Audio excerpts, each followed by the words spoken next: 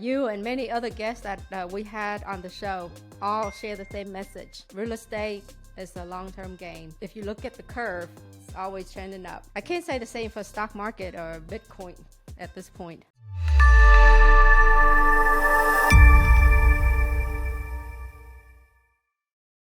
I think just listening to your story is kind of sound like you were trying to time the market a little bit, but then you actually just stuck through, just went along with it, and then you came out fine. Yeah, so fortunately I had cash, right? If I had been on hard money, I could have been in big trouble.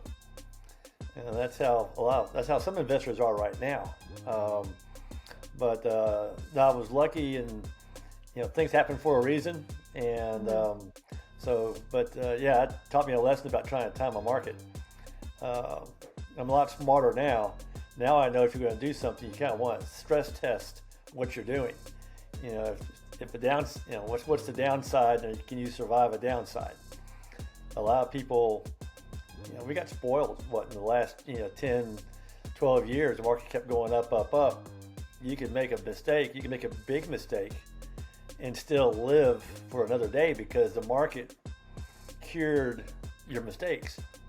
You make a mistake now in this market, or people that have already made a mistake, like we were talking a little bit earlier before the show, there's some people in trouble trying to get out of their hard money loans, trying to refinance because they just can't do it at these rates. Yeah, you're right. In the past, 2020 and 21, we all got spoiled, right? Because the worst mistake you can make got cured, because when you close on something, 10 minutes later it's appreciated already. So it made up for all the mistake that people make. Especially in Galveston, we were doing loans where we thought the ERV at the time we did them was going to be maybe 340, 350. By the time they got done with the rehabs and went to refi, the property was worth 450, 500. I mean, it was just insane. I have a little rental portfolio. That thing shot up. So people that were overspending, they busted their budget, but they were fine. They still got all their money back on the refis. That was then. It's not the same story now. I hear you, because I was actually looking at several property down in Galveston. We always buying in Galveston because we love the vacation rental market there. And this house was listed pre-COVID, I think 800 something, and it didn't sell. And then after COVID or during COVID, it was listed at 1.2, and it sold. So the seller, in hindsight, didn't sell it at the time and was upset, right? But then they end up making $400,000 more. So pretty that's interesting. That's the way real estate is, though. Real estate, except for the 2008-2009 bubble, and that was, through all the recessions and everything, real estate has always gone up. Had that dip in the housing bubble back in 08, 09, 2010, but except for that dip, and if you were able to hold your property during that dip, then you came out fine.